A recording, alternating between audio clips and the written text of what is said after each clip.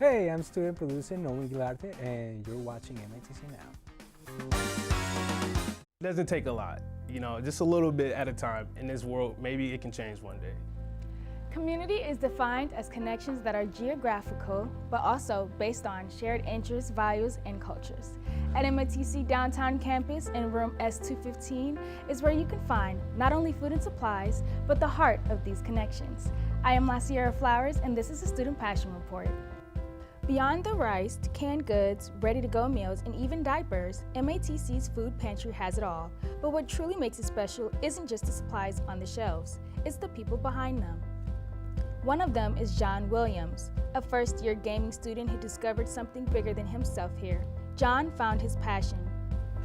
Can you describe a memorable moment or interaction at the pantry that really stuck with you? Every day is a great moment for me.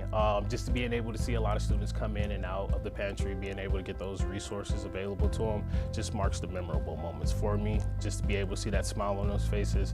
A lot of people come in here pretty sad, pretty angry, but once they leave out of here with the food, with the resources we gave them, it's a whole different outcome. Everyone's happy, everyone's ready to go home and dig into their bags and getting their food. So to me, those are memorable moments for me. In what ways do you think your work at the pantry connects with your future goals and career dreams? By doing this, being able to support people in many ways and giving them the resources, giving them the food, this is a step to that. Then I'll be able to understand those people a little bit more, because them coming in brings stories. And I will always love to listen to people's stories. And that gives me, like I said, a broader just kind of outlook on everybody that I talk to and meet with and give support to, if that makes sense. What have you learned about empathy, leadership, and teamwork with your time at the pantry? Being able to provide what we have to offer here at the Student Resource Center, I feel as if that put me into a position where people look up to me and bring me that leadership role. And a lot of people come in here a lot, asking for me. And that makes me feel happy, just to see that there's people coming in here when I'm not here asking for my services, asking for my help. So that goes on that leadership part. The empathy, you never know where anybody's coming from, what they got going on in their life. So like when you come in here and you come in with a sad face, I'm trying to make that frown turn upside down, So I expect you to walk out this door happier than you came in. If you can share one message with your peers about the importance of giving back, what would you say? Please, as much as possible, give back, do as much as you can, love one another equally. We're all in this together, and let's help each other out as much as possible.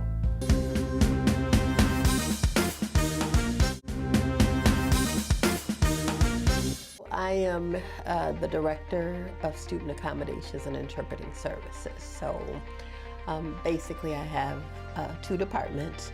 Interpreting Services, they provide services for students who are deaf or hard of hearing. Student Accommodations, they provide support for students with any documented disability. So a student would have to apply for accommodations, and then I have a facilitator who reviews their documentation of disability. And then once they are approved for accommodations, and that student will have those accommodations for the remainder of their educational career here at MATC. We provide testing accommodations.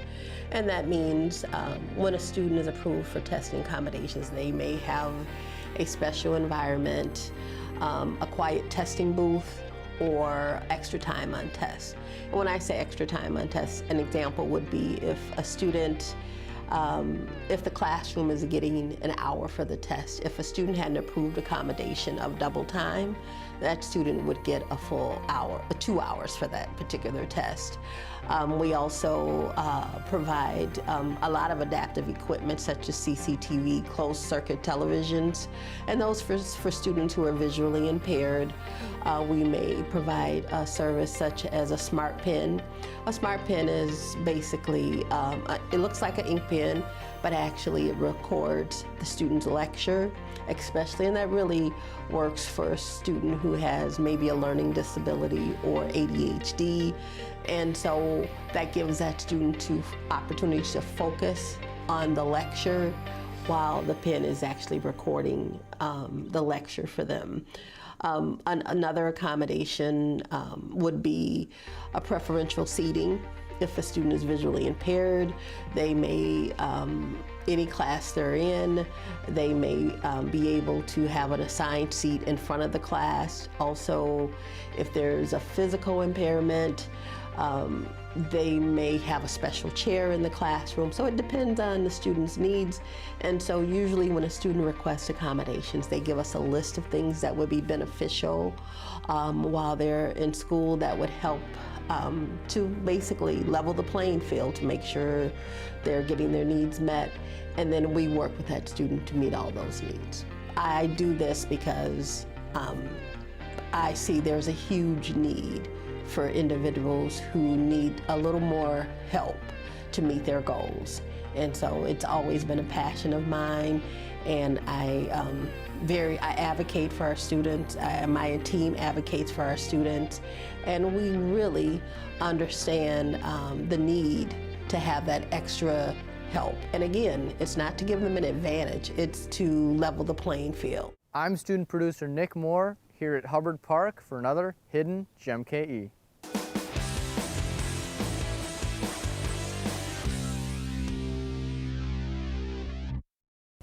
I'm here at scenic Hubbard Park, a nice out-of-the-way location from the hustle and bustle of the city, right alongside the Milwaukee River.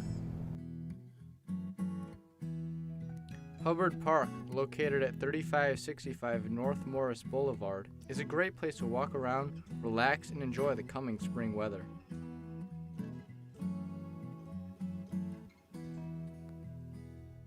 After you go through the tunnel, you'll see an amazing change of scenery.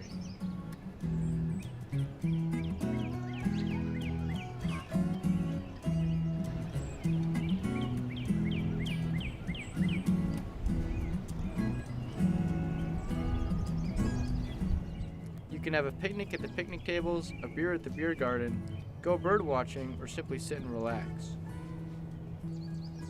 In 1922, the park was purchased by Shorewood Village President William J. Hubbard. Before that, it was used by the Native Americans for hunting and fishing.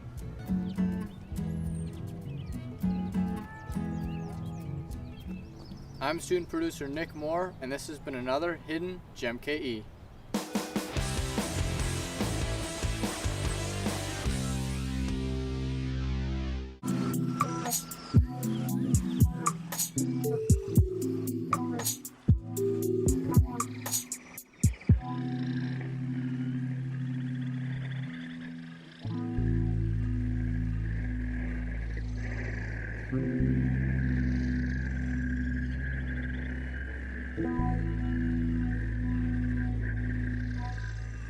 Well, I have a soft spot for artists who reach out to me to add science to their creativity.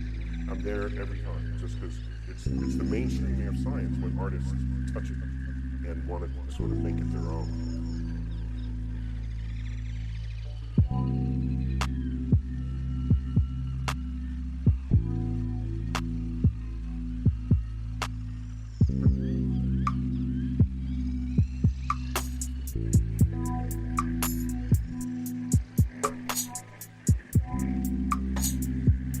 Thanks, Nick. As I mentioned before, we're here exploring the Mequon campus here in the Child Care Center, and today I have with me Michelle Cumming. Michelle, how's it going today? So far, so good. Thanks for asking. Good to hear, and thank you for having us here. Now, can you explain to us your role here at the Child Care Center?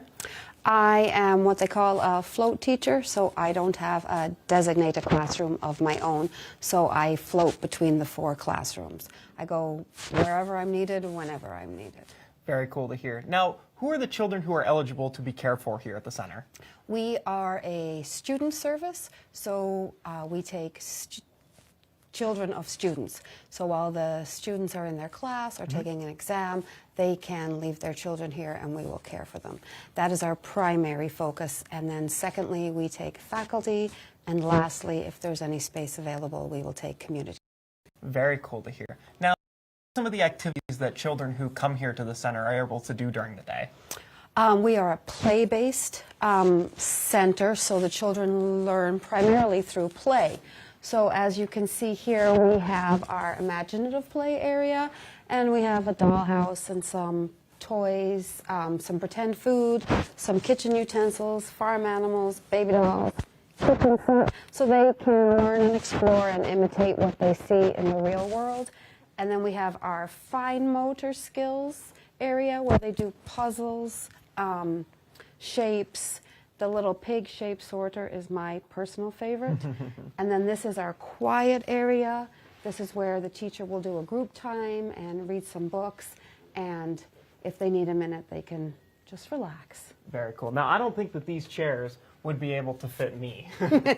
Probably not. They don't fit me either. Nor do I think a lot of the spaces here would be able to. Now, what are some of the other facilities that you guys have here at the Child Care Center? We have 4 classrooms, an infant room, which takes children from 6 weeks to a year. We have that toddler room we were in, which is 1 to 2, an early preschool room, and a preschool room, and an outdoor play space. Very cool. Now, what are some of the educational things that kids will learn here? Well, like I said, it is play-based, so they learn with hands-on experience and through play. They learn how to share, how to cooperate.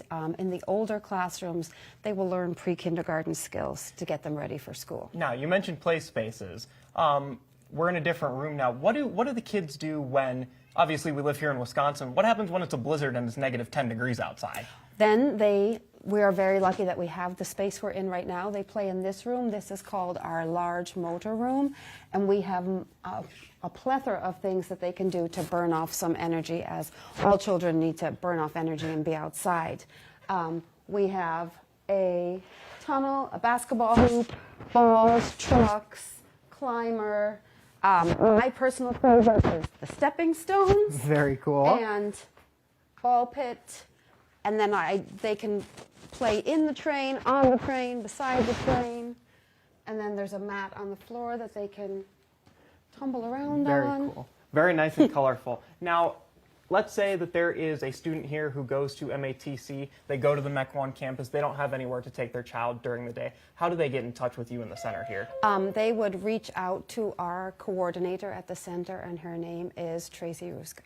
Very cool. Well, I think it's time for us to wrap it up. I think I got to go to recess now that we're in this great play space. So thank you for having us, Michelle, and back to you in the studio.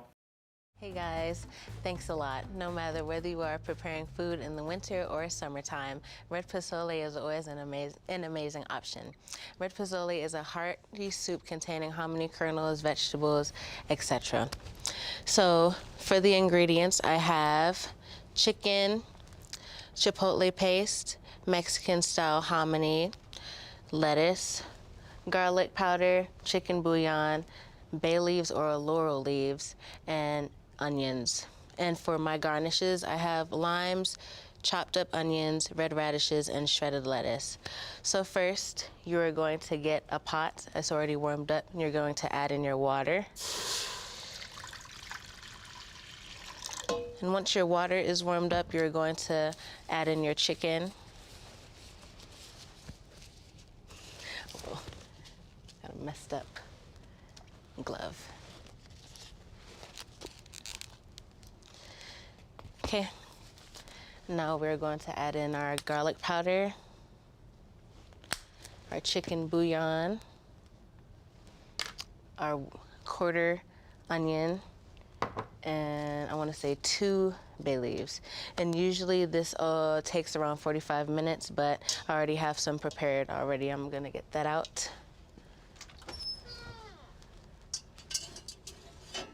Ooh.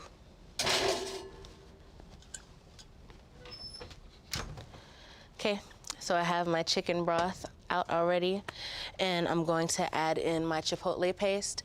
I pureed my chipotle paste before I started recording, but it has chipotle, oregano, water, and tomatoes. I'm gonna add that in there. Then we're going to add in our hominy kernels. And then our shredded chicken.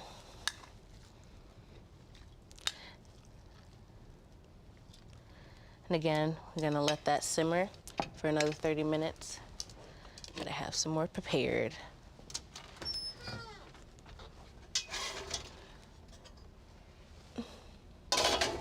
Oh, it's heavy. And here is our finished product. I'm gonna close the oven. And for our garnishes, I'm going to chop up some lettuce. Put that on top. Then I'm going to chop up a lime, give it a squeeze in there for a nice citrus effect. Put that right on top. Sprinkle in our radishes, nice pop of color, and our onions. Okay, and here is the finishing product. I'll say pozole is a very delicious dish. Keeps you nice and warm inside, especially for the winter time. It's very flavorful, but it's also a very simple dish. And this is how you make red pozole. Thank you guys for tuning in, and see you next time. Back to you, studio.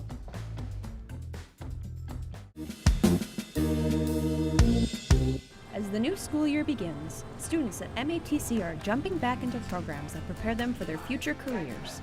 Starting the year, many students have been involved in wanting to learn and explore the radiography program in the healthcare department. Students gain hands-on experience with modern equipment and real-world clinical training, building the skills they need to work in hospitals, clinics, and imaging centers. To get a closer look at the program, we'll explore what this year has in store for the next generation of new students. So I am actually an alumni of MATC, and so I knew how good the school was just as far as professors and professionalism and landing a job after school. And so that pretty much drew me to it. I already had experience with that, and I lived in Milwaukee, and yeah, it was just it seems like they had a really good reputation for it. While students starting in the program are getting a taste of professionalism that is required in their field, students who graduated are applying these skills in their everyday life, learning more about themselves than they ever could. I think I'm really prepared to work with a variety of personalities. We go through several different clinic sites as well as hospitals, and I think that allowed me to really get a perspective of, okay, I might not fully get along with everybody, but I can work with everybody. And knowing that we all have the same end goal, which is patient safety, which is making sure they get the best possible image so that they can see anything going on, that's really helped me a lot. We have a lot of imaging equipment access that other places don't have. So some of the hospital systems, you're using the hospital equipment, which means you don't have access to personalized one-on-one time. We have tutors, and they open up the rooms and are available for one-on-one time with the actual equipment that you'd be using. So that's very helpful. And then we have the energized lab, so we're doing real-life x-rays.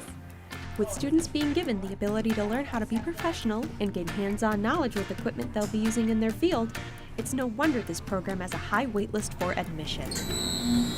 Well, the waitlist is extensive right now. Can be intimidating for students when they see the waitlist or they're told how many people are on a waitlist. But they also, I think, realize that if they stick with it, meaning if they don't get in the first time, we encourage them to reapply for the next year. So it can be very intimidating, but if you stick with it, it's worth the wait. The radiography program at MATC continues to give students the skills and experience they need to succeed in healthcare. With the program evolving to meet high demands, the next generation of radiologists are ready to step into the field and make an impact. Most excited to learn in this program, again, pretty much everything. And so all of it has just been really challenging and really fun. So yeah, I'm looking forward to hopefully become a mammographer after this.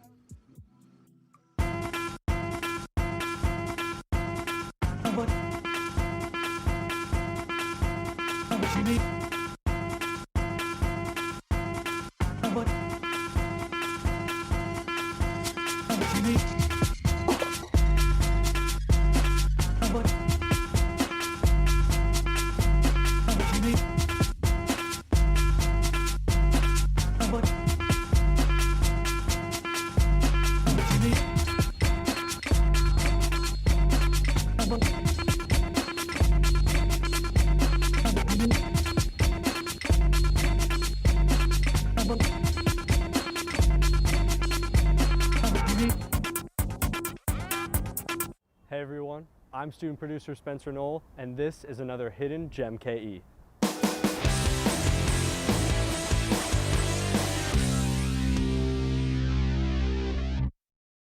If you're looking for a great new spot to take a quick study break this year, look no further than Trestle Park. Trestle Park is located at 501 East Erie Street along the river in Milwaukee's 3rd Ward District. This park, which opened in 2018, is wedged between two massive apartment complexes on what used to be an active railway. The park doesn't shy away from its past. Many railway elements can still be seen throughout the park, like these refurbished railroad crossing lights. But the most obvious part is this massive swing bridge behind me. Built in 1915, the bridge is 243 feet long and weighs over 800 tons.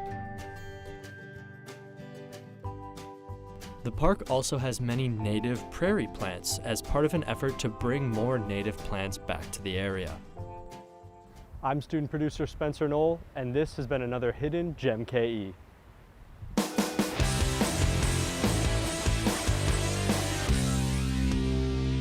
Ecophilia is the deep love and connection a person may have with nature. According to them, nature has been the coolest gift human race has ever received. Hi, I'm La Sierra Flowers, and this is a Student Passion Report.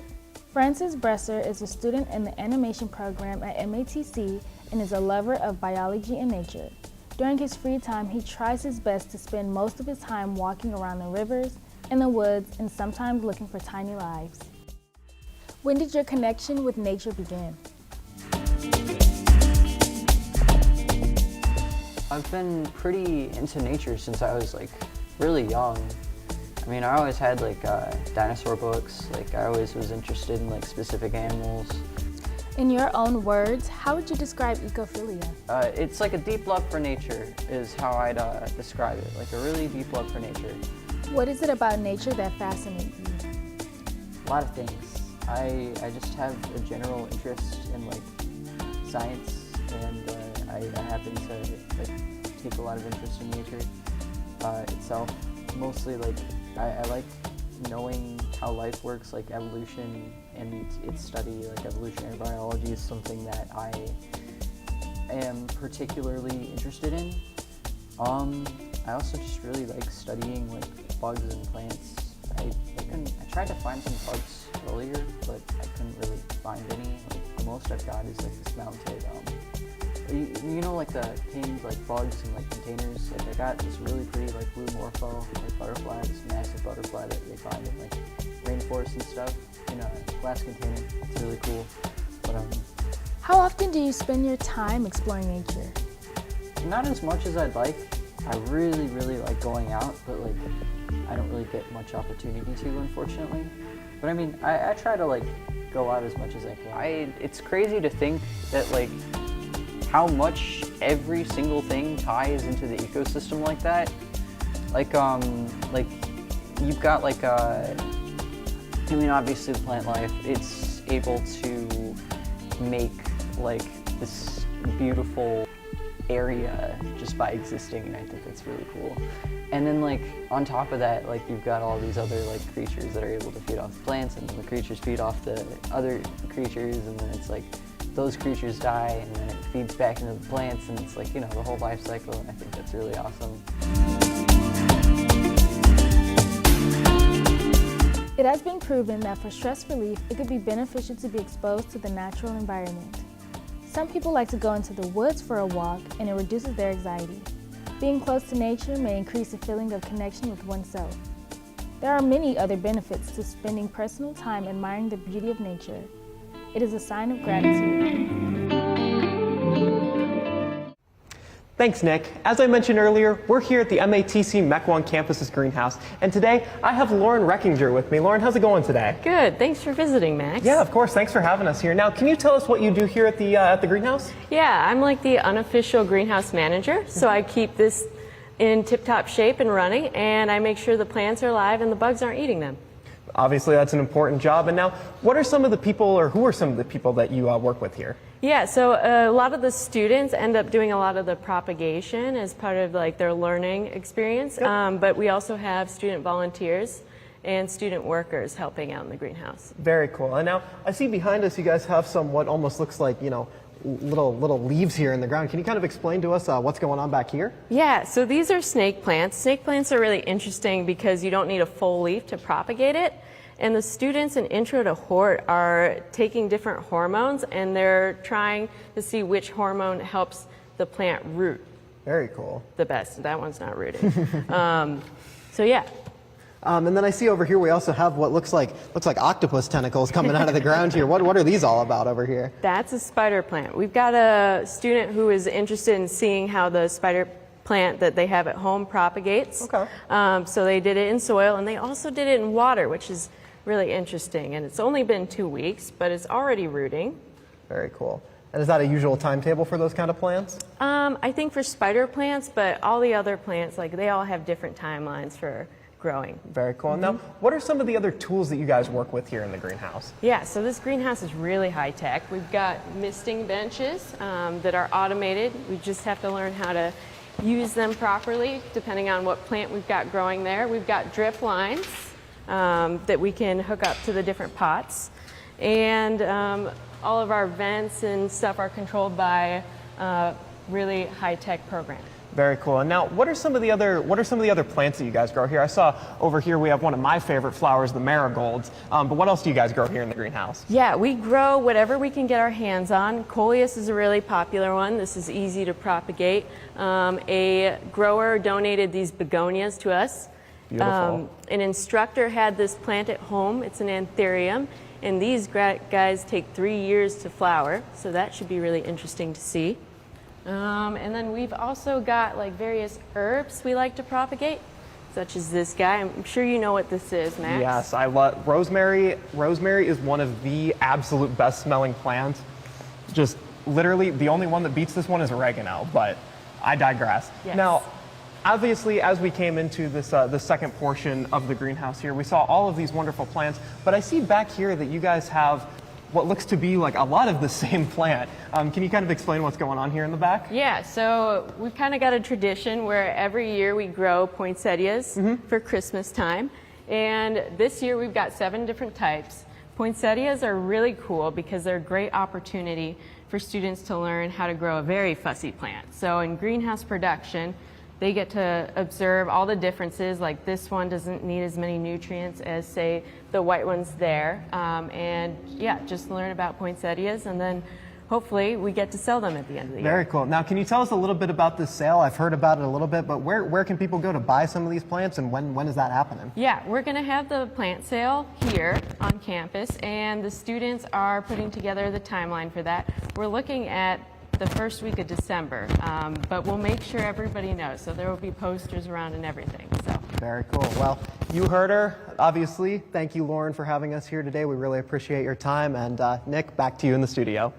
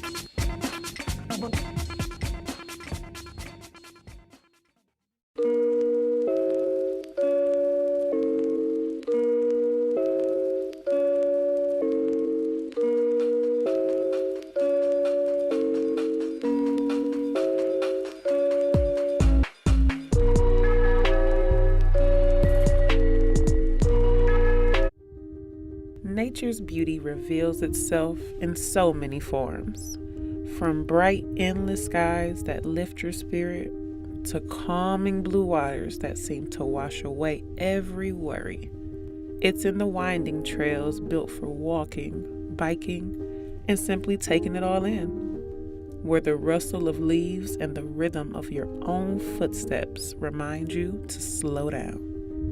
And when the day fades, the night sky takes over, vast, quiet, and full of stars that remind us of how small we are in the most beautiful way. I believe that God created everything, and it's crazy how like every single leaf is like different from the next one, and like even looking at a tree or something, like you see all the little details in the bark, and it's crazy how like not one single tree is like the same as the next one, and the next one, and the next one, and there's all these different types of trees, and there's different types of flowers, and even like the rocks, like who put all those rocks there, you know what I mean? So yeah, even just like looking in the little details, I think it's really cool to look and just see how things are different from each other, and really just how intentional God was when he put everything together, making it not just like similar or like boring, like no, it's a very vibrant and like awesome earth that we live on, where things are like exciting, and you can look at different stuff and be like, wow, this is different from before.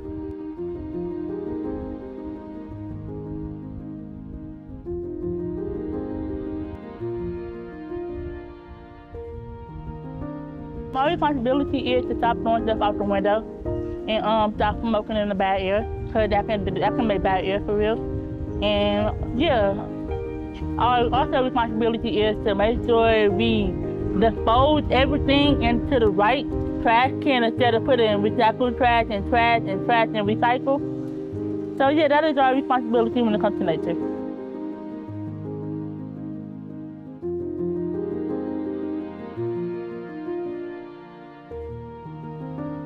Their reflections challenge us to look beyond the moment, to think about the generations that will one day walk the same trails, swim in the same waters, and gaze at the same stars. Nature gives freely, asking only that we care enough to preserve it. Because in the end, protecting the earth isn't just about saving trees or oceans. It's about saving the balance, peace, and beauty that make life worth living. I have been teaching this for now almost more than 20 years, and I have enjoyed it because I think I am doing a very important job of creating environmental guardians for future. Because the students, the graduates from the program, they would in one or the other way contribute to saving environment and working towards community health and environmental health. So we look into some phytoplanktons, we look into some periphytons, so we look into different algae samples. Apart from that, during fall, we work with aquatic plants. So students learn how to identify between aquatic plants and presence of those aquatic plants, what they indicate about the water quality. We look at the macroinvertebrates, the bugs and the critters that we find in our fresh waters, and apart from that, we identify fishes. All these are biological indicators that help us in assessing the water quality. We are getting hands-on lab skills. They are learning how to assess environmental health conditions, be it on field or in lab, how to apply the learned skills when they are at job. Prepping up labs, because some of our graduates, they go into lab jobs and then sometimes they are working all by themselves. So how to follow the instructions, how to prep up the labs, they're learning all those skills. So yep, we are learning plenty of skills, sample collection, sample analysis, and then data analysis. So yep.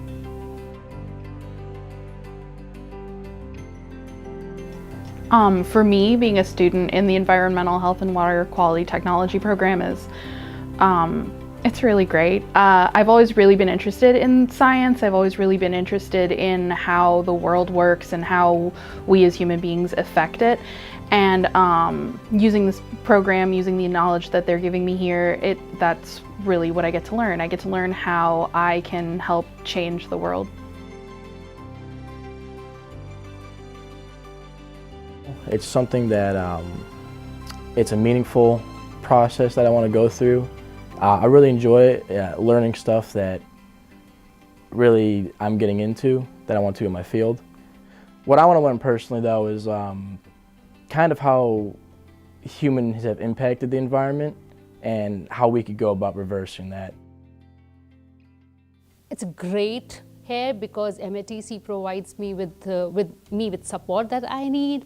I have a good team to work with. They are very supportive. And I'm not just teaching, I'm learning every day working here.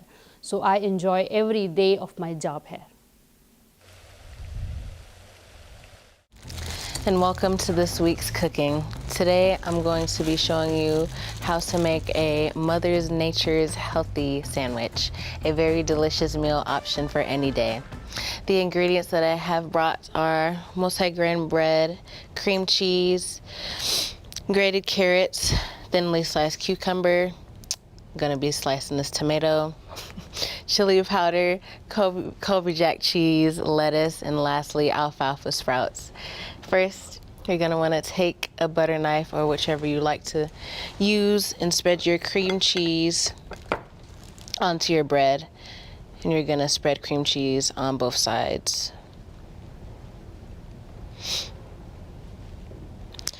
And then once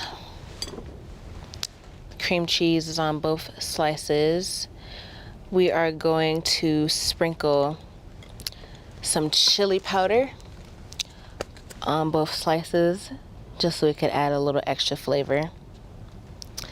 And now for my tomato, I'm going to take my sharp knife and thinly slice.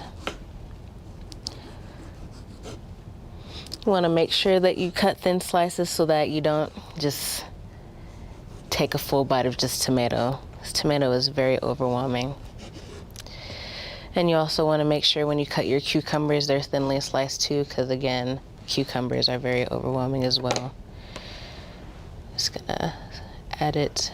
It's gonna do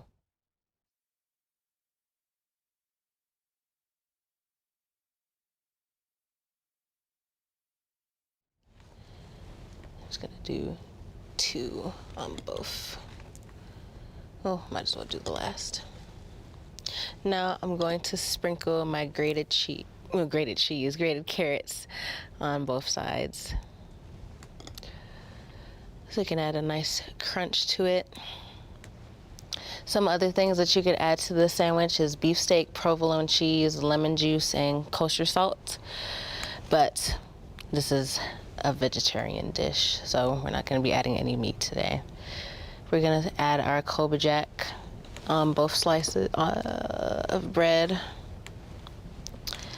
Now we're going to add our lettuce on both sides, just for a little more extra crunch like the carrots. Alfalfa sprouts are a bit interesting ingredient as they are a part of the flowering plant of the legumes family, and it can be found in the UK or even in South Africa. It's crazy. Now I already added my Kobe Jack cheese and my lettuce, so now we can assemble the sandwich. It's gonna flip. Ooh, she's thick. Now we're just gonna cut open our sandwich and see how it looks inside.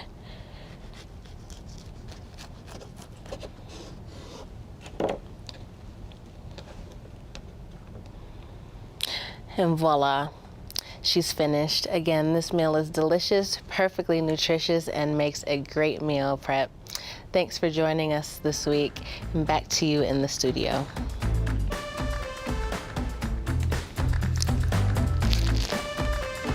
Hello, I'm student producer Anthony Mamawa here at Menominee Valley Community Park, and this is another Hidden Gem KE.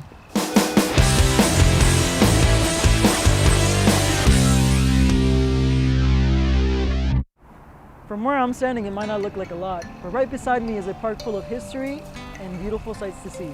So let's go check it out.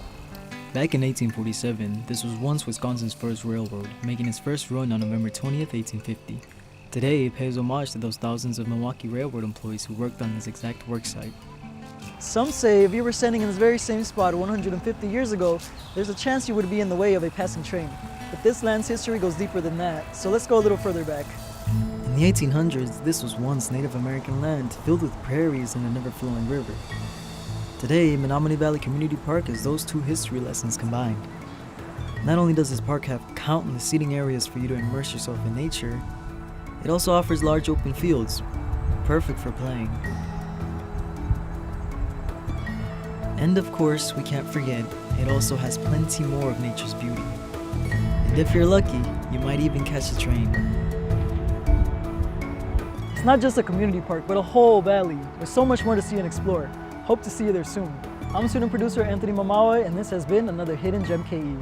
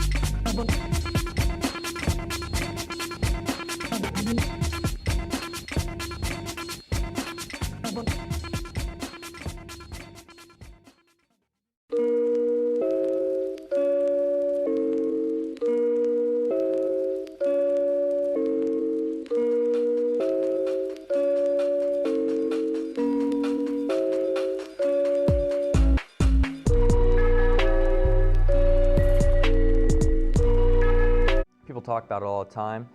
I started doing it because I felt like the job wasn't actually a job.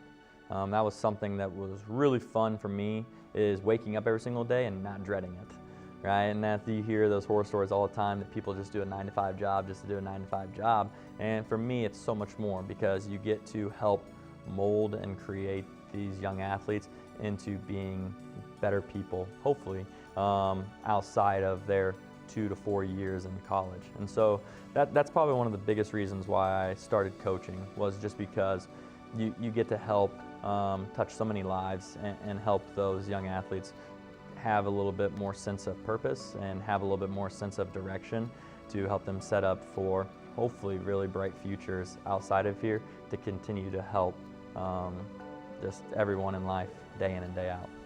Right, so we've had guys who have gone on to go be all-region players. We've had some guys win Gold Glove. We've had an All-American even, which is being the best player at your position in the whole entire country.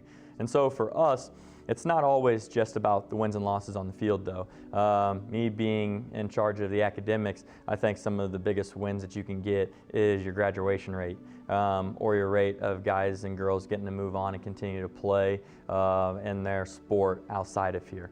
And so last year we had roughly 95% of our athletes either graduate or move on to go to a four-year institution to continue their career. And that's something that's really, really nice to take home with you, and knowing that you're not only helping them on the field, but the amount of help that we're able to do for them off the field to set them up to have a bright future. I think sometimes those awards are just as nice. But of course, at the end of the day, I want to win a national championship. That's why we're here, that's what we're trying to do. But we're also trying to create great young men and young women for society outside of here as well. Coach Bounds helps to shape these students into not only mean machines on the field, but into well-rounded, successful students off the field. The athletic department supports those students and the bright future that's ahead of them. I love what I do.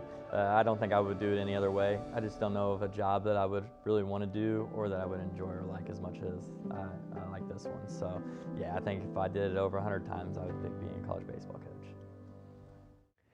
Hey Nick, Thank you. As I mentioned before, we're here at the MATC Game Club checking out everything that's in here. And today I have one of the Game Club members with me, Magnus Bond. Magnus, how's it going today? I'm doing pretty good, Max. It's good to have you here. Great to hear. Thanks for having us. Now, can you kind of tell us what you guys do here at the MATC Game Club? Of course. So every Thursday night at about 5 p.m., all the gamers gather in this here room. And we have, as you can see, 3 TVs. And everyone just brings what they can, and everyone just starts gaming. Everyone hangs out. We bring some good snacks.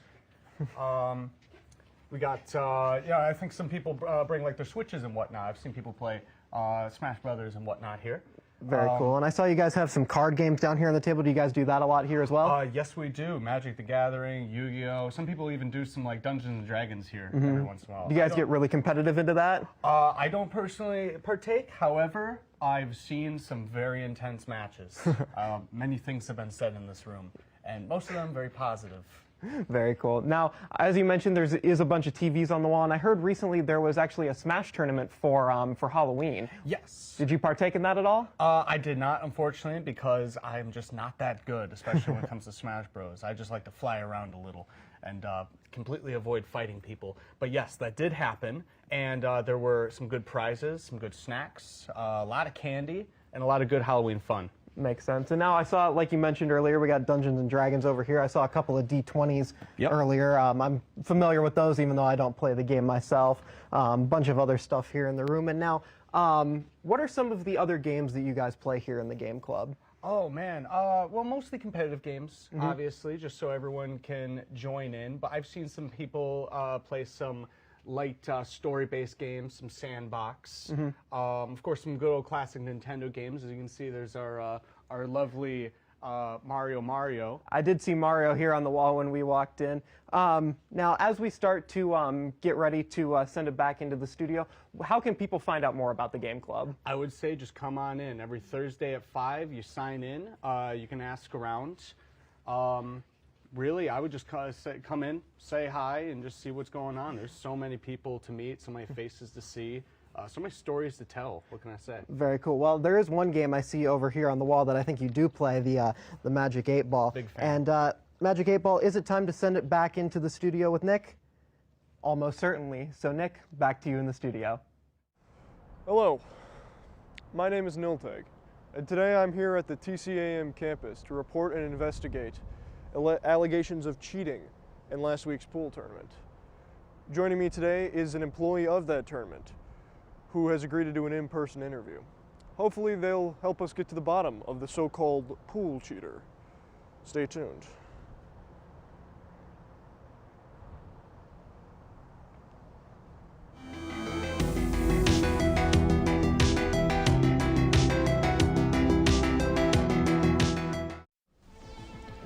Hello and welcome. Today I am joined by Haras Diog. Haras, how do you today? I'm fine. Thank you for asking. I wanted to know, what exactly was your involvement with the pool tournament? Well, I was the floor manager, so basically what I do is just supervise, set everything up properly, and keep a lookout for any suspicious activity. So what exactly led to these allegations being spread? Well, there was this leaked phone call. Interesting. Here's that leaked audio. Hello?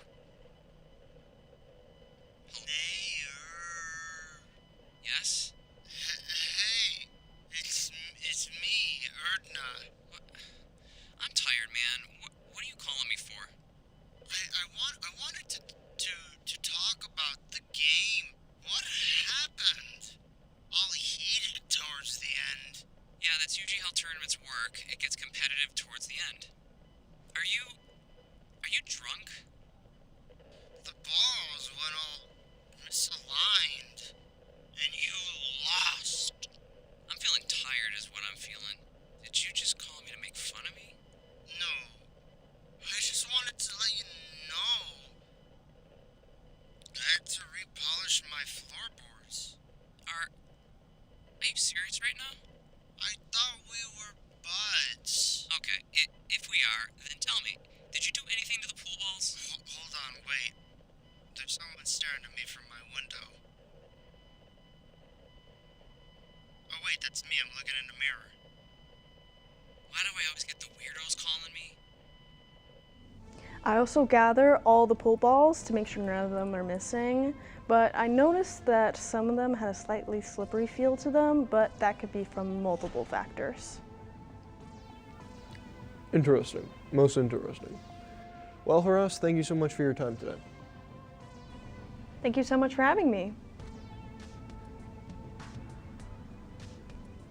Do I get paid? Yeah? The check comes in the mail. And there you have it, ladies and gentlemen. Did Erdna cheat? Did he alter the pool balls that made Nair lose the game? With no conclusive answer, that's for you to decide. Thank you for joining us for another episode of Alleged Investigations. Do we get it? Good? Yeah? A football player gets blindsided by a linebacker. Bad weather causes a car to lose control and crash. Or maybe it's just as simple as a slip and a fall. No matter how you get injured, it's important to get the right help so that you can get back on your feet and back to your life. Every year, students in the Physical Therapist's Assistant Program at MATC take the charge to learn what they can do to help. The program really is about becoming a movement expert. We want to be viewed, we want the physical therapy profession to be viewed as the people who are the experts in movement. So when people out in society have problems with movement of any sort, we are going to be those individuals that they should seek to help them return to their previous activities and movements. That's Holly Pitts.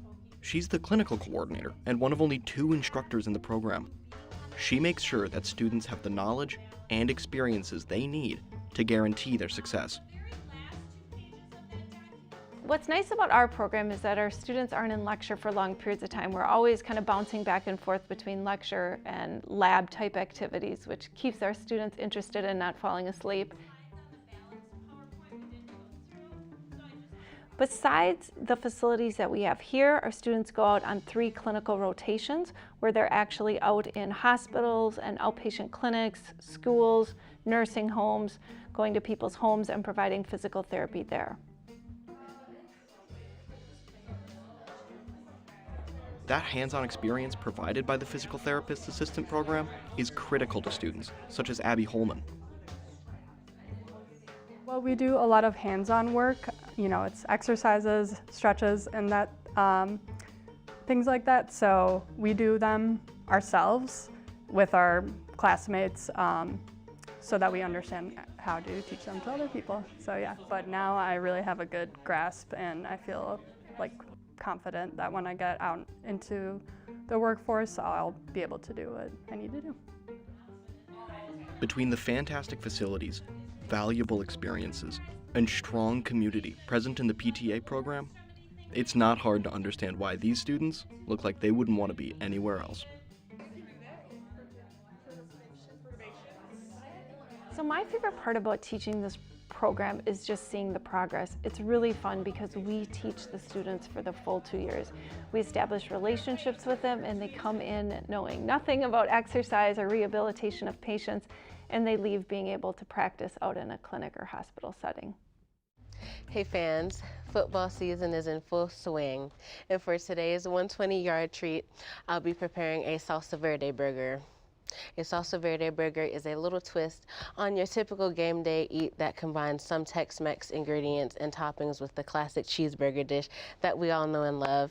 And today I will be using Beyond Meat for my burger today and green salsa, but you can also go with the old USDA ground beef if that's your style as well. For our ingredients, I've gathered some tomatoes, burger buns, salsa verde, Dijon mustard, lettuce, tomatoes, onions, my bad, Beyond Meat, queso fresco, and if you want to, you could add cilantro to your burger as well. And you, of course, need a hot pan and a spatula and a plate to place your finished product on. First, I'm going to sear my burger. My burger is already cooked, but I'm just gonna give it a nice crust on both sides. Turn my heat up.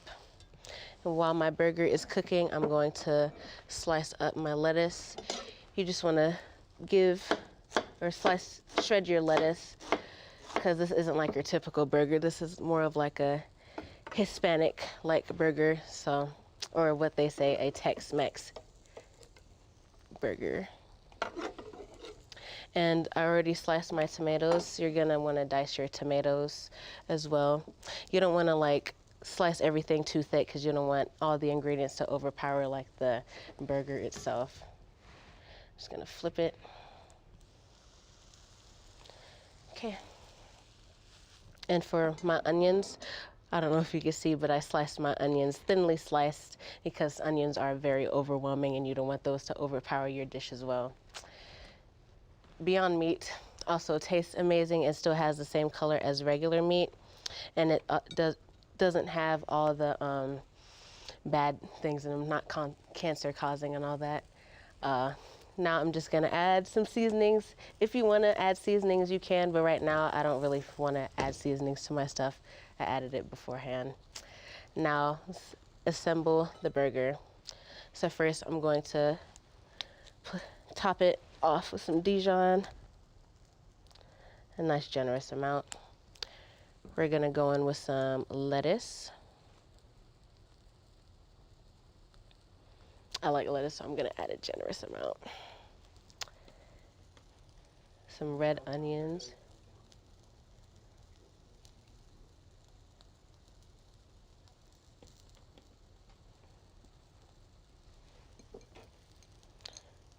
My tomatoes. I like it when my burgers are hefty, so, but you can add as much as you'd like. Okay, now that my patty has a nice crust on it, I'm just gonna place it on, plap. Then top it off with some salsa verde. You can get your salsa verde anywhere. I got mine from my local Metro Market, but they also have very good salsa verde at Sir Max. You're just gonna top it off with some cilantro as well. And lastly, some queso fresco.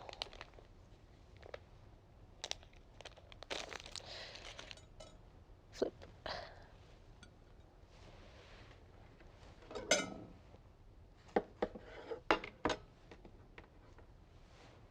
Ooh, looks yummy.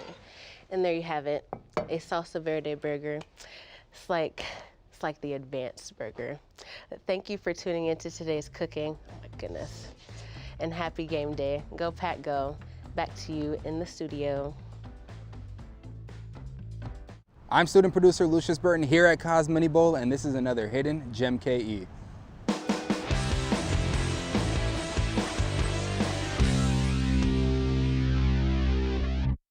Tucked away on Milwaukee's southeast side, Cos is more than just a bowling alley, it's a piece of living history.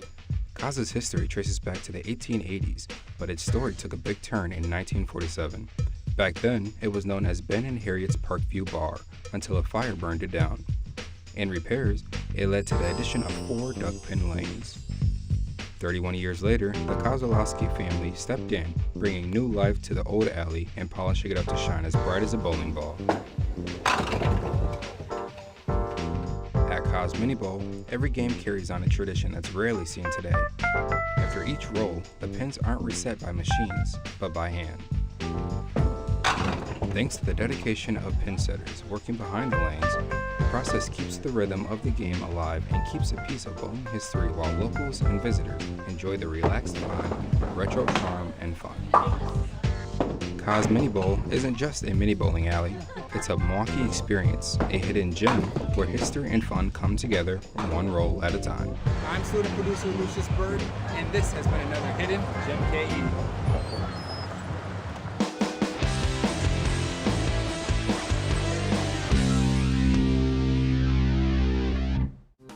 I'm student producer Aidan West. Tune into MATC Now.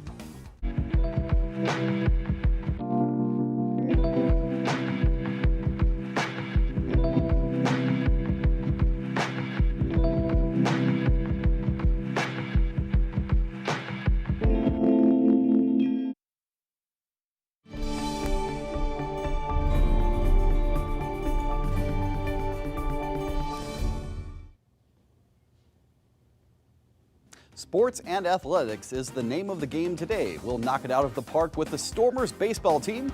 Coach Mark Picard will serve up an inside look at the tennis team. And Warp Studios will show us the incredible athleticism of aerial dance. Stick around for all this and more on another winning episode of MATC Now.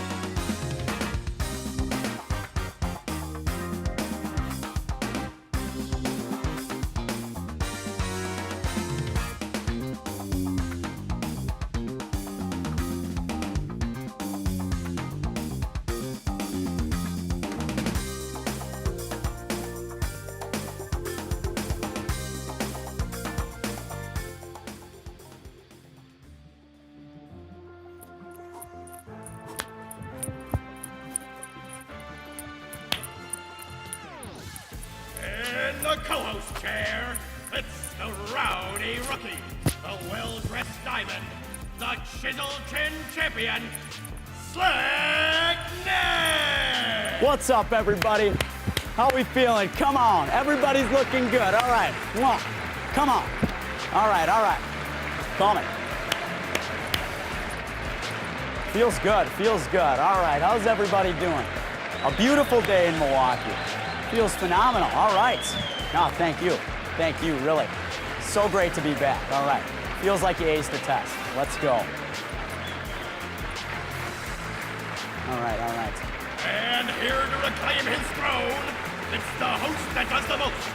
It's the Quipping King, James Todd! All right. Oh my goodness, this is great. Oh wow, we have a full studio here. It's not all props. This is great. Oh wow, you're a better looking audience than I had in Cleveland. This is great. We made it back. All right. How are you? Yeah, we haven't been canceled yet. All right. Oh, you're looking great. Yeah. Oh, this is great. I know. Totally new. I love it. All right. Wow. Now that the contractually obligated introductions are out of the way, Nick, all new, especially if people have watched this show before. How do you feel about this new episode? James, I got to tell you, I'm feeling absolutely ecstatic today because we're talking about my favorite sports. Oh, absolutely. The award-winning album from Huey Lewis and the News, 160 weeks on the charts, 84 to 85, huh? No, James, this isn't the 1980s anymore. And this might be rough for you, but Milwaukee's known for its robust professional sports scene, such as the Milwaukee Bucks, the Brewers, the Admirals, and the Wave. But many people don't know that we have our own athletic legends in the making right here on campus with the MATC Stormers. Our team of student producers is ready to take you onto the courts and the fields of MATC athletics. Before we start, let's take a peek into what our MATC TV production students are preparing for the upcoming Student Ops Day. In this long-standing tradition, Milwaukee PBS will be completely taken over by these TV prod students. No, this is a stand-you-up song. Yeah, come on. You're at the Pabst Theatre, come on, right? We're in Milwaukee. It's Friday, we're live. This is live music, okay?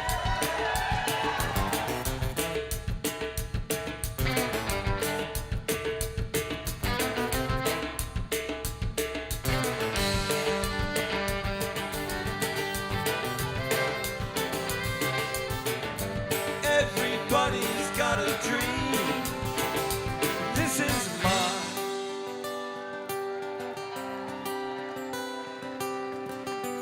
Everybody's got a dream.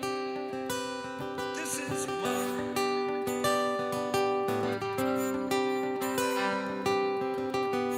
Everybody's got a dream. This is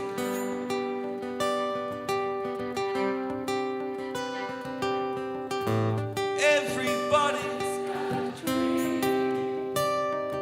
This is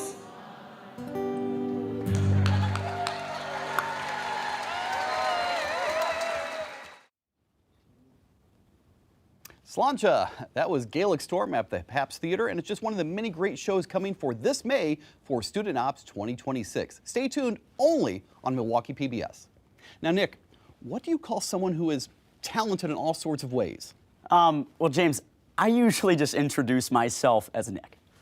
No, Nick, that's not the answer we're looking for this time. We're looking for Renaissance Man. Today's athletic Renaissance Man is William Musoke, a student here at MATC whose athletic prowess is sure to inspire.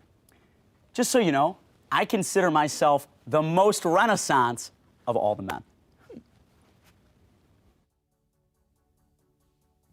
Winter is coming to an end, and students can't wait for the warm weather and spring break to finally come so they can take a break and spend time with their families and relax. This is another Student Passion Report, showcasing a student here at MATC who enjoys. When I was a child, soccer was the only sport that I always saw people play. So it was easy to get into it, you know. Despite what you heard about William liking soccer, you will soon discover that his true passion is kickboxing.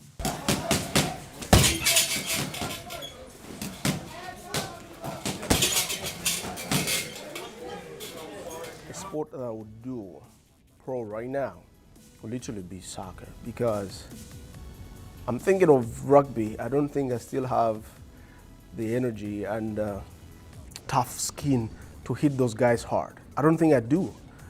And when you look at jiu-jitsu, kickboxing, I love them, but I don't want to ruin my face. I don't want to break my ribs now. I don't know what, you know what I'm saying?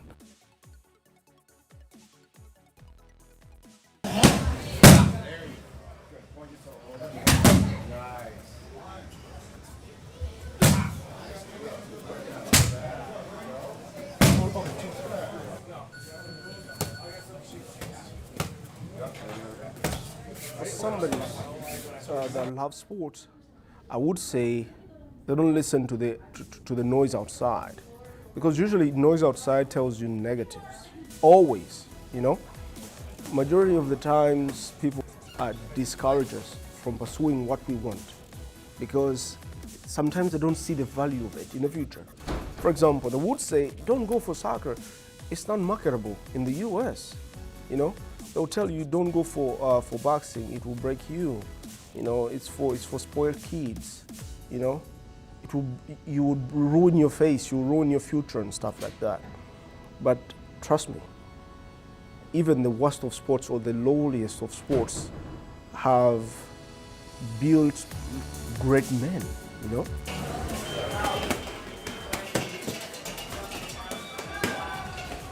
One man said, Cristiano Ronaldo. I would say he's my other idol. I would always embark on every day. He said, talent does a great deal. Talent introduces you to kings, but hard work and resilience and persistence keeps you on that map, keeps you on that king's eye. If you don't choose to be resilient, work harder, keep going, that king will lose his eye and will look at somebody else. Yep. You know, the level of talent in the MATC student body is inspiring. What do you think of that, Nick? Nick, what are you doing? James, I'm just doing my pre-game ritual. You know, I kind of made it up. It's kind of cool, huh? You know, it's like LeBron James. Well, Nick, we are well into the show, a little bit past the pre-ritual, but I think we can move on. Yeah, you know, maybe. But I bet the rest of the show is really going to go great. Well, while he gets that out of his system, let's take a look at some people who are familiar with pre-game rituals. First, let's get into the dugout with MATC's baseball team, and then we'll backhand it over the court with Mark Picard, MATC's tennis coach. We have approached the middle of the semester here at MATC.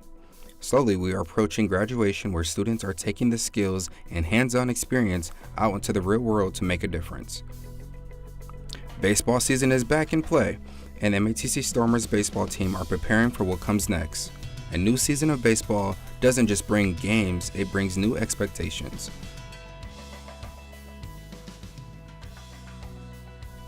Earlier this year, we talked to head coach Caleb Bounds for the experience for the students, but now it's time to take a look back at them and see how the early mornings, long practices, and balancing school life and the pressure to perform shapes them for the new headlines in Milwaukee sports.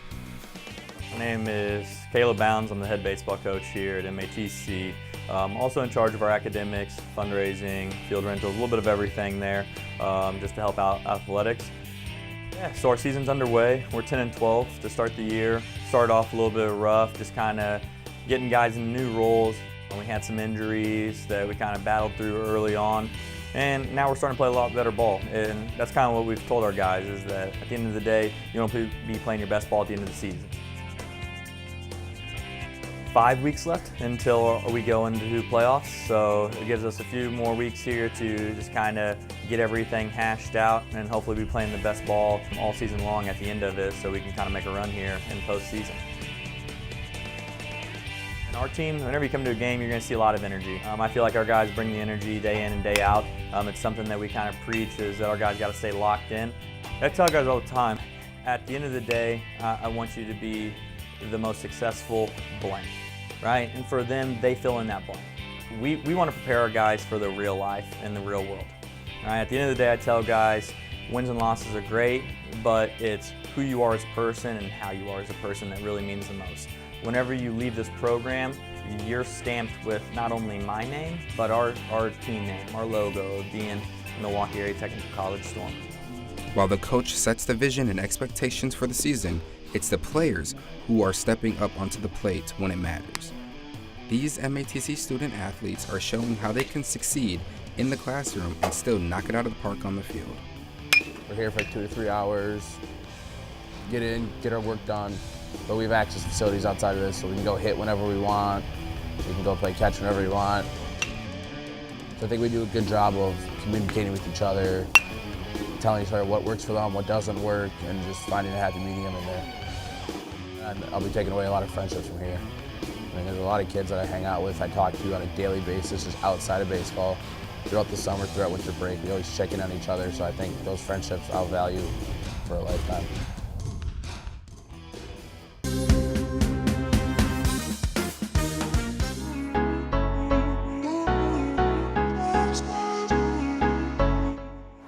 Kind of evolved over time. You know, I was, playing tennis most of my life, and then a friend of mine that was coaching a high school team needed some help with the team and asked me to help out, and that's kind of where I began my coaching career. So I was working as a professional photographer, commercial advertising photographer, which I have a degree in photography from MATC. So, and then there was a recession that hit, so my 2 biggest clients, I had owned my own studio. My 2 biggest clients went out of business. At the same time, I kind of got offered some more coaching opportunities, and I kind of decided that rather than invest a bunch of money that I was just going to work the rest of my life to pay for, that I would, pursue more of the coaching opportunities. I have to be able to adapt what I do with that player to best fit their needs and help them to progress along. Over the last 20 years, Mark has been teaching tennis and has seen all sorts of growth come from past students. It's a lot of problem solving. It's trying to find holes in your opponent's game and try and use your strengths to exploit those holes and such. It's like people will ask me to describe tennis, and my answer that I usually give is that tennis is like high-speed chess, because you're moving the ball around, trying to move your opponent out of position to give yourself an opportunity to hit the ball somewhere where they can't get to it. The rewards are huge. I mean, to get it to see players that you're working with have success and see them grow as tennis players and as human beings, it's just the rewards are phenomenal when you get to see somebody go from couldn't even hit the ball when they started to being able to play a college match, or a player that began where they were just struggling to even be able to put the ball into the court, and all of a sudden now they're playing tournaments and stuff. So it's to see the growth of the players is just hugely rewarding to me. And we're always proud to cheer on both of these teams this season. Go get 'em Stormers. James, I don't mean to alarm you, but someone's sitting right next to me. Nick. This is Randy Casey. He's our athletic director here at MATC. I've invited him on the show today to give us some insights into our award-winning athletics programs right here on the campus. Well, it's nice to meet you, Randy. So why don't you tell the viewers, what do you do here at MATC as athletic director? Well, in charge and oversee all 9 sports that we have here in the institution, and I'm also the men's basketball coach here as well. Excellent. Now tell us about MATC as a sports school, sort of what division do we compete in and how do we do in the rankings? Yeah, we're part of the National Junior College Athletic Association, so just like four-year institutions, the governing body, we have 3 levels. MATC competes at the NJCA Division II level, which allows us to give athletic scholarships. Oh, excellent. Now, Coach, you know that change is inevitable. You know, it happens in every single facet of life, and college athletics is nothing short of that as well. So, you know, how are college athletics changing, and what changes have you seen more towards MATC in recent years? Definitely it changes in, you know, maybe everybody not staying here for 2 years, you know, NIL, all that stuff at the 4-year level, it's starting to trickle down to 2-year institutions, so everybody wants a little bit of piece of that pie. Now, to keep eligibility, I know players have to be as good on the court as they are in the classroom. How do you work with students and how do they maintain that grade average? Yeah, each, you know, sport has study halls 2 days a week minimum. You know, they can have more if they want, but it's really important for them to get their grades here so they can transfer to a 4-year institution and at the end of the day get their degree. That's the most important thing here. Yes. Coach, what do you think makes an athletic team, you know, or a program successful beyond just wins and loses? Because, you know, wins and loses are a part of the game, but there's also more to that. It's developing the whole person. So what, in your opinion, how do you develop your players and what's most important? Yeah, I think it's that growth as a person, right? Making sure that they're doing the things not just in their particular sport, in the classroom, the things that prepare them for life. Sure. Now, what opportunities do you think some of the student athletes have once they leave MATC, and how do you help prepare them for those opportunities? Yeah, our department's been very good in our sports at helping, you know, our athletes get scholarships to 4-year institutions where they can get their bachelor's degree after they leave here and go into, you know, whatever they want to for their life. Excellent. Coach, you coach a college baseball team. You know, it's basketball team. You know, it's an interesting choice that people make, and sports is such an important part of our culture. What in your life has brought you to doing that, and what do you love most about being a coach? I think it's camaraderie, it's learning from our athletes, it's learning from each other, and then all coming together for one common goal. Now, in your time here, you know, sports anecdotes, or what's one of your best memories of, wow, I'm glad I came here and I do this every day? Probably 2023 when our men's basketball team won the national title for our division, right? That's something that some coaches don't get to do in their career, sure, so right. Definitely a thing that sticks out. How's the athletic department preparing for, you know, and looking forward to the years to come? Continued growth, right? Hopefully adding sports, you know, seeing more of our sports win national titles, you know, that's always the goal. But at the end of the day, it's retention of student athletes and seeing those student athletes graduate and move on. All right. Well, hey, Randy, we appreciate coming in today and talking about your career here as our athletic director and giving a good face for the program here. So thanks for coming in today. Thanks for having me. Appreciate it. Guys, I couldn't help but notice that Chef Aidan is over there in our kitchen prepping what is sure to be a mouth-watering meal.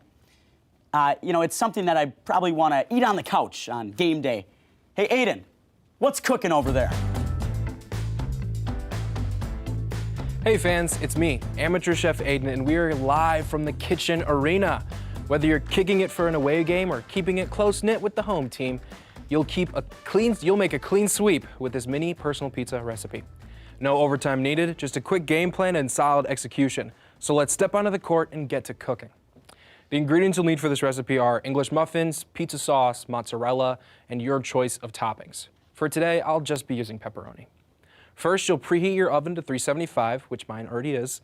Make sure you have a cooking tray, a utensil to spread your sauce, and a plate to serve your pizzas. You don't want to end up on the bench, so always use the oven mitts when handling hot trays. All right, let's move on to the fun part, building our pizza. Go ahead and get your English muffin and split it face up, because this is where we're going to be putting all of the stuff. Next, you're going to want to take your sauce and spread it evenly from sideline to sideline. Of course, leave a little crust on the perimeter for the fans. All right. Make sure not to use too much sauce. You don't want a soggy pizza once this is all done.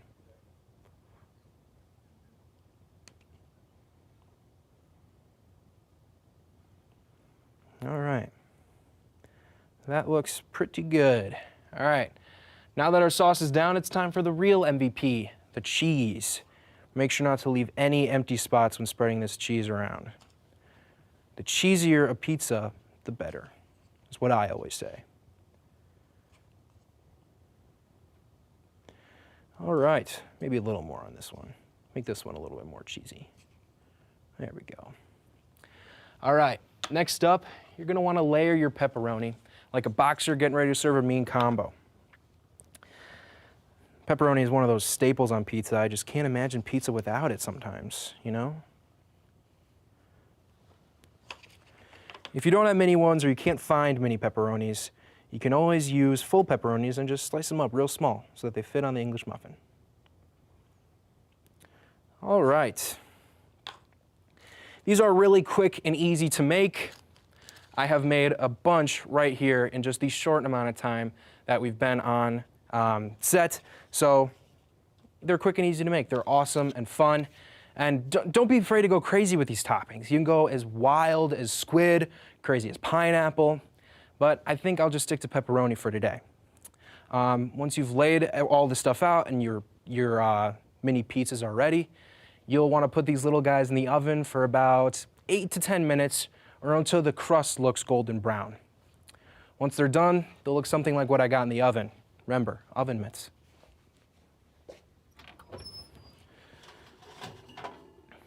Voila.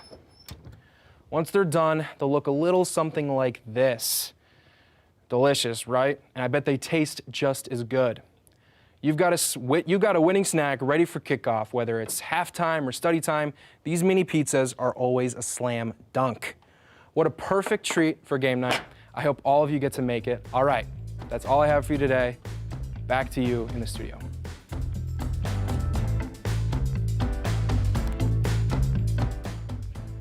Nick was right. That does look like an amazing game day dish. Of course, I'm on a gluten-free and low cholesterol diet. Will I have some? Well, of course I will. Speaking of Nick, he's all set and ready for the MATC Minute. Now, get ready, Nick. Here's the starter pistol.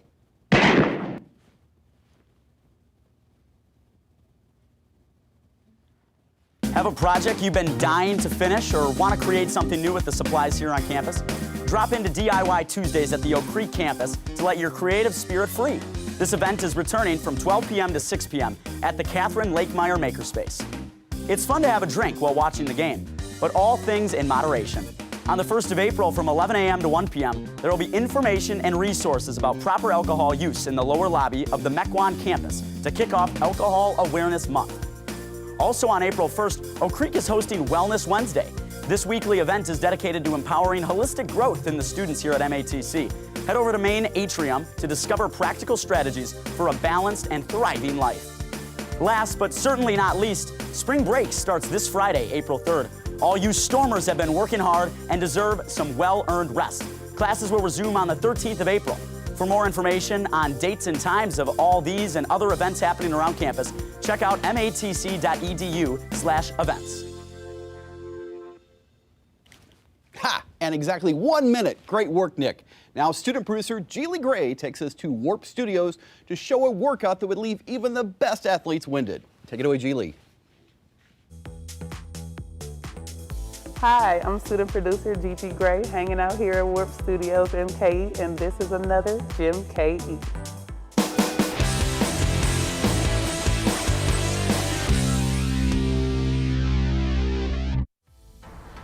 Tucked away in Walker's Point is a real hidden gem. Warp Studios MKE is an aerial dance and circus studio in one of the few places where you can truly defy gravity. They offer a wide range of classes, including slings, lyra, also known as hoop, silks, trapeze, and more, giving you plenty of ways to explore movement in the air. Aerial isn't just about performance. It's also a powerful workout that builds core strength, grip strength, and body awareness, welcoming all ages, skills, and body types. And while it might look intimidating, they have skilled instructors that meet you where you are, helping you build your skills from the ground up. I'm student producer Gigi Gray, and this has been another Gym KE.